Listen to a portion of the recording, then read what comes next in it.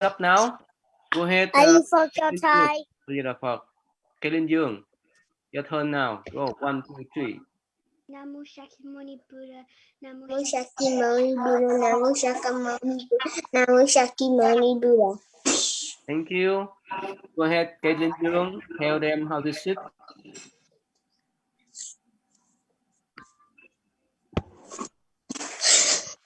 Ready, Kaylin Dương? Yeah, tell them.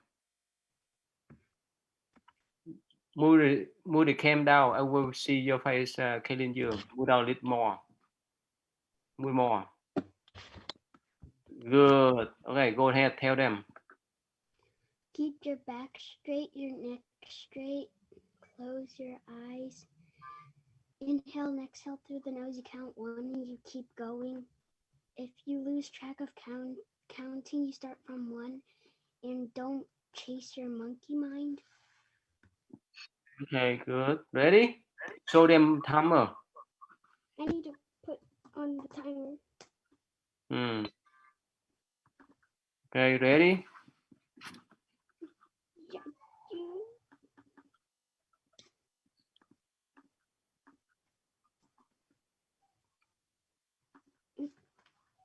Okay, show them up more, further up, closer. Okay, count from 1 to 3. 1, 2, 3.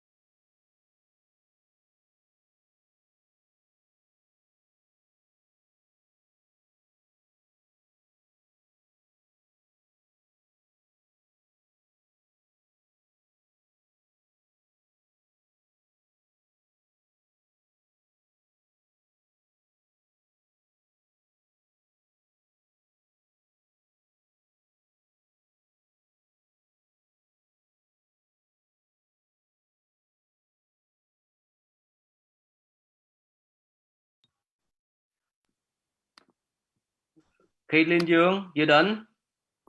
Yeah. Ask them. The tie. Yeah, please be I nice. am sorry with her background tie. Yeah, I know. Please be nice, be polite. Go ahead, Caitlin Dương. Ask them. Caitlin? Did you say Aaron? Yeah. Alan. 29. Annie. What about me? Okay, how many? 5. Okay, good. All right, let me I did 24. okay, good. Okay. So Alan, are you ready, Alan? Yep. Where's you? Raise your hand. I cannot see you. Oh, good. I got question. Yeah, don't interrupt, okay? Be nice, okay? Good. Hi.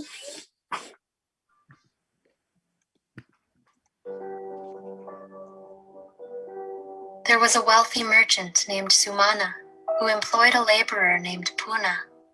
Over time, Puna became a wealthy merchant himself and had a daughter named Uttara. Sumana desperately wanted Uttara to marry his son. Sumana said, "Puna, for many years you worked for me. You became wealthy after you worked for me. Please don't forget how I took care of you." Puna, a devout Buddhist, answered, "Sumana, I appreciate all that you did for me in the past, but your family holds incorrect religious beliefs. I cannot put my daughter in your household." Nevertheless, at the beginning of the rainy season, during which monks enter the rains retreats in response to social pressure. Sorry, okay, wait for me. Let me put part 1, not part 2, sorry. Okay. Yeah, this one. Yeah.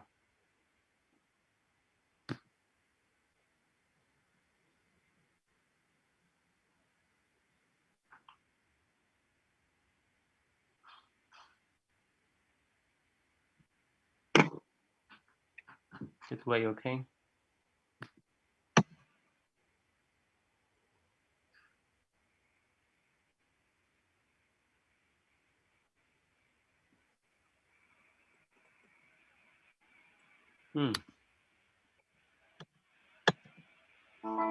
He wished that she would get to meet Sariputta along the way.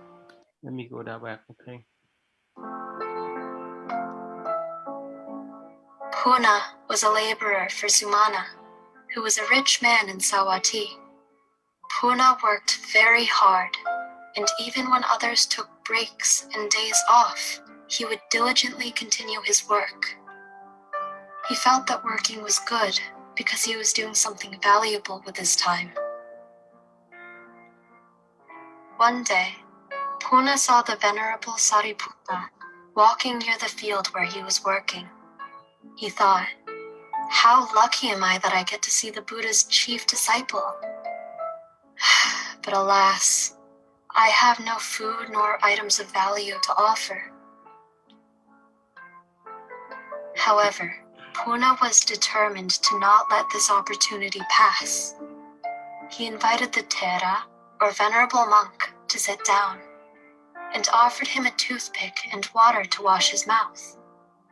The venerable Sariputta understood Puna's intention and took the time to sit down and pick his teeth and then wash his mouth. He did this so that Puna would receive full merit for his good intention and actions. After finishing, the Thera left. Puna was filled with joy at his great luck. He then thought of his wife, who he assumed was traveling to bring him his daily meal. He wished that she would get to meet Sariputta along the way, and that she would offer Puna's meal to Sariputta in order for her to make merit. Then, Puna went back to work. Along the road, the venerable Sariputta saw Puna's wife. He waited and stood off to the side. Puna's wife thought, "Wow, can it be? Is that really one of the Buddha's disciples? It is truly amazing that I have this opportunity. On days that I have something to offer, I do not see anyone worthy to offer it to. On days that I see those who are worthy, I sadly have nothing to offer. But today, I have a hot meal and am in front of one who is worthy of my dana, my donation." She knelt down and begged the Thera to receive her offering. He accepted, sat down, and ate the meal. After he finished, she requested, "With merits I have gained from my offering, may my good wishes come true. The Venerable Sariputta then said, yes, I too wish for your good wishes to come true. And with that, the Venerable Sariputta returned to the temple. Puna's wife, however, rushed home to cook a new meal for her husband. She thought, he must be so hungry now. I must do whatever I can to quickly make a meal and bring it to him. By dusk, Puna had been working all day. He was truly exhausted. Not only that, he had not eaten anything all day. He wondered where his wife was. Puna sat down against a tree to rest his body. As Puna's wife ran to him, she said, my husband, please don't be angry with me. I saw one of the Buddha's disciples and decided to offer the food I made for you to him in order to create merit. Please do not be mad at me. Puna said, my love, how could I be mad at you? That was exactly what I wished that you would do. Puna gratefully ate the food his wife made and laid his head on her lap to rest.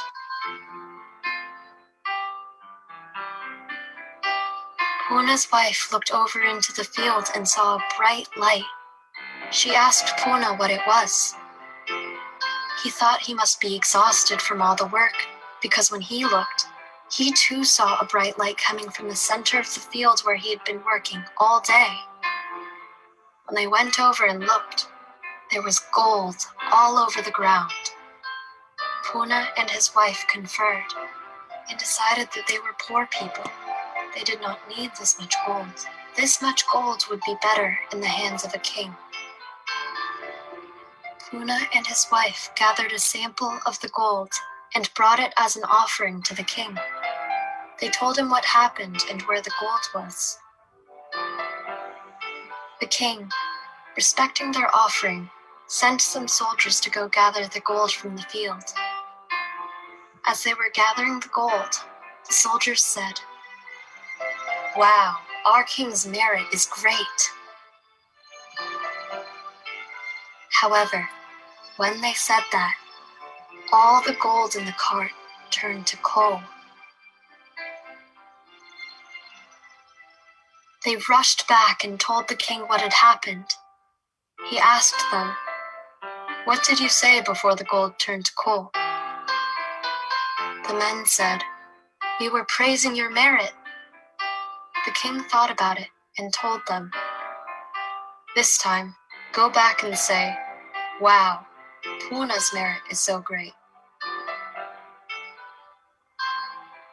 The soldiers did what they were told, and when they said, wow, Puna's merit is so great, the coal turned back into gold.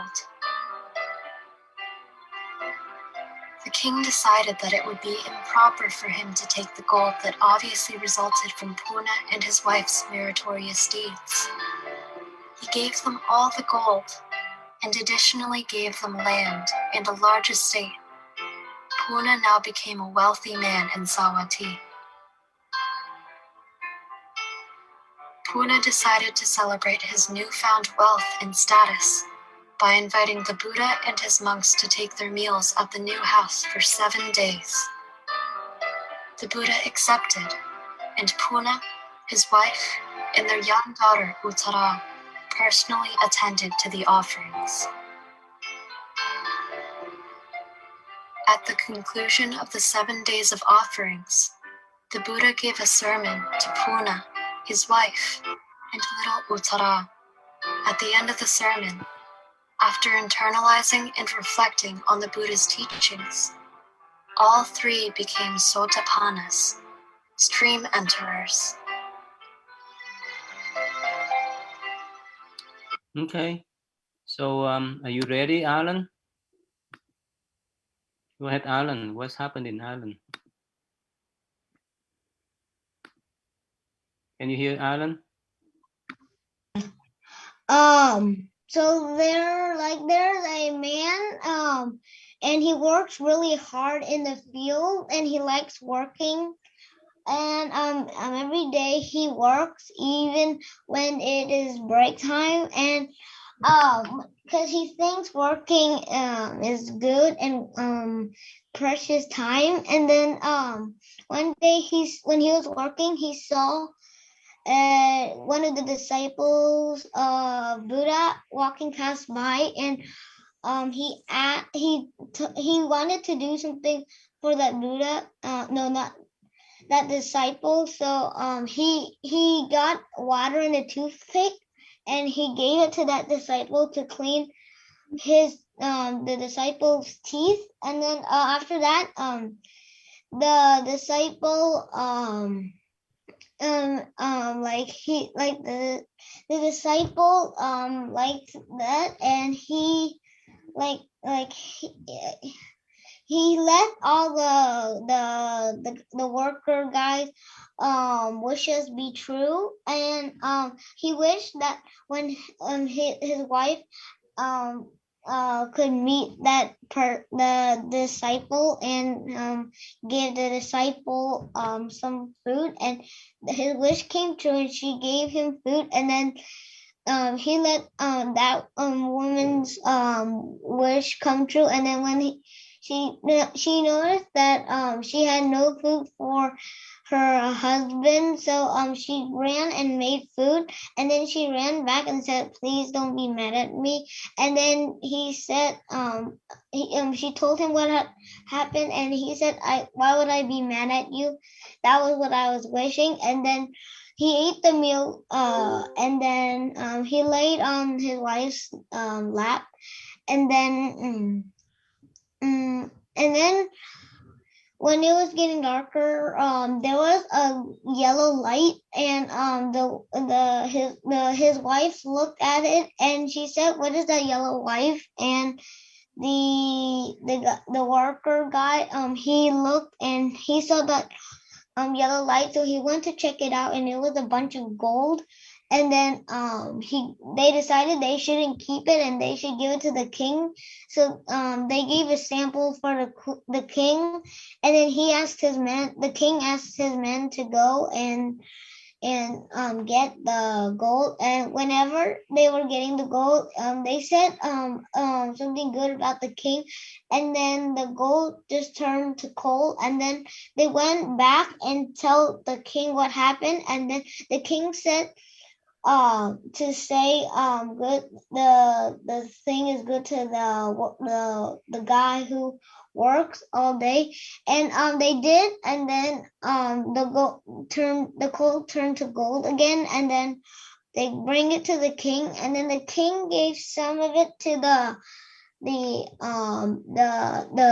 worker guy and his wife, and then they had a daughter, and the king also gave them land. And then after that, they invited the Buddha and his disciples to go and eat, and then they ate food.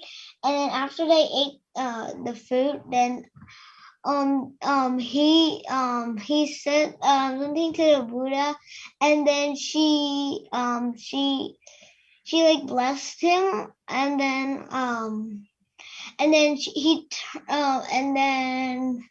yeah, that's the end. Okay, good. So Oliva, you follow the story? Yeah. So what you learn from this story?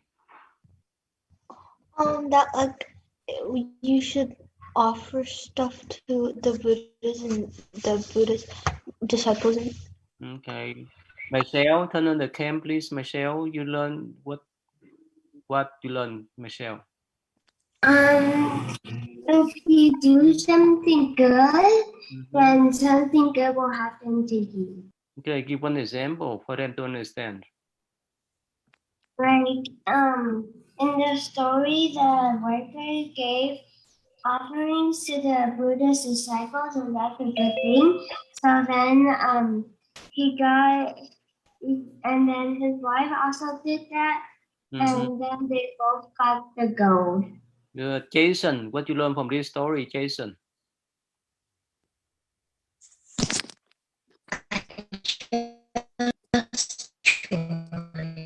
I cannot hear you anything.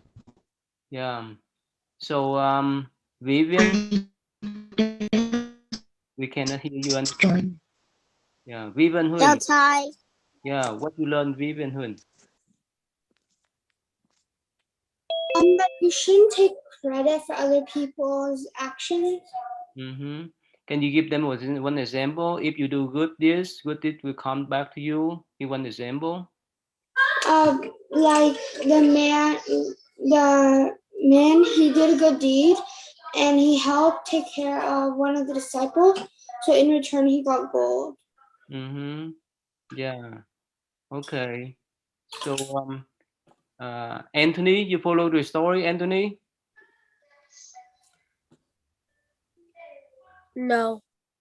No, you get lost. Ethan, though, you follow the story? No, I my Wi-Fi disconnect me, so Okay. I did not know like the story. Okay, so Ethan, though, you follow the story? No, I couldn't. Okay. So how about Caitlin? What's mean by if you do good deed, good thing will come back to you? Give an example, Caitlin. Speak up, Caitlin. Move closer and speak up. Yeah, speak up. Like if you work hard, you like might get like. That's okay. I cannot hear you. That's okay. Thank you. Yeah, thầy giáo Pháp, please. More about that. Caitlin, I think you have a little bit connection problem. Can you maybe you need to switch the position so you can better connection. All right, I will let you see the video. This would be good for you. Okay, give me 1 second. All right.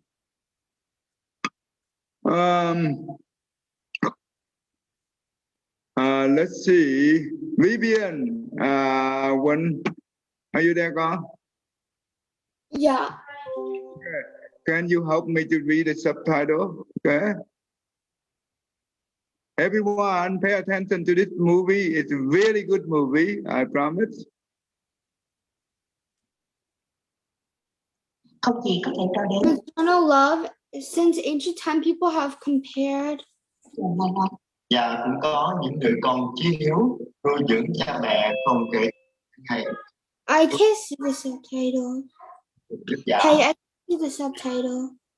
Oh, you cannot what? Yeah, I can't see it. Oh, you cannot see it? Okay. Can you see it now? No, the text isn't very clear. Clear? You have to delete that. Oh, really? Tap it. Okay. What about Olivia? Olivia, can you see it clear? A little bit. The bottom, I can't really see it.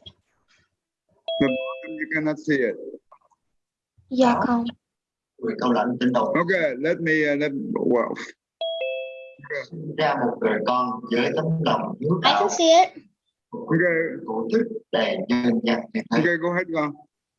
Who was Lee Han Mong works as a motorbike taxi driver to live nature. After coming home, he stopped by an outdoor shop.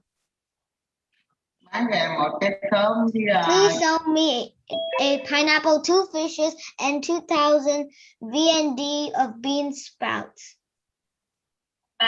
How much did you make today? But bought so much food. It's a lot. It's a lot. Also not little. Around 80,000 VND. That is good. How are your parents? Yes, my parents are fine, Mrs. Hi. Yes. I forgot to bring my money. You can pay me whenever you can. Yes. Do you have it? I lend you money. No thanks. I will bring it. Okay, it's okay. Leave it there. I pay it when you. Mr. Boy, his family is kind and does not displease even a child. He works very hard.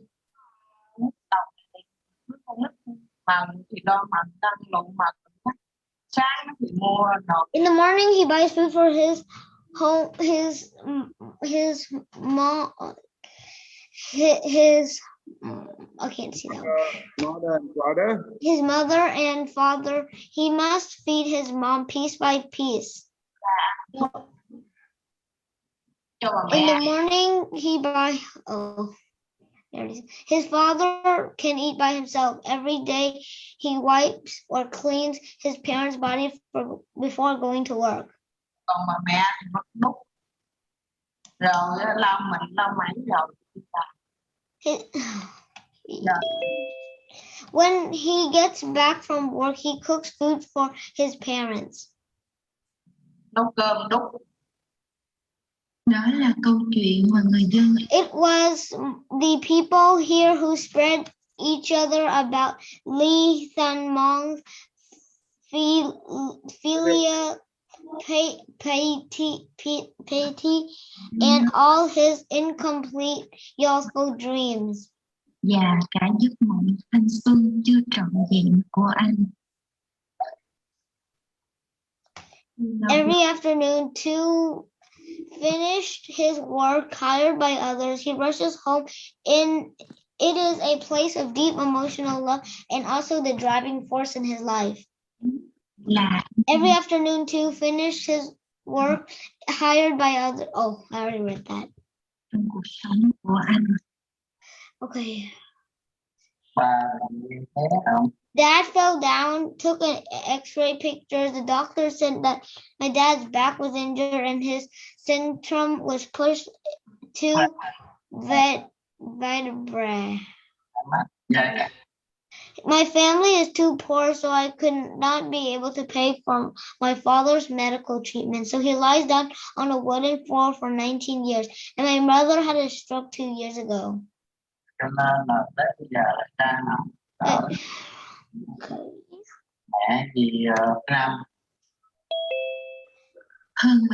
Over 70 years of human life, over 7 years, Mr. Trent Han Hon and Mr. Nguyen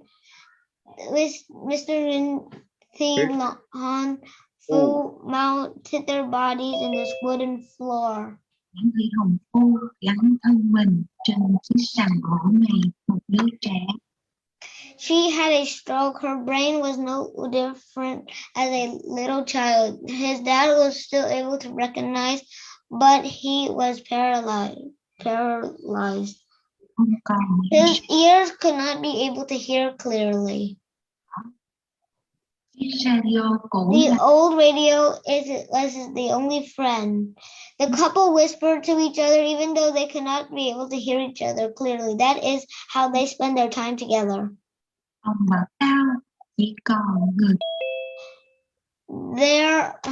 I can't see that word.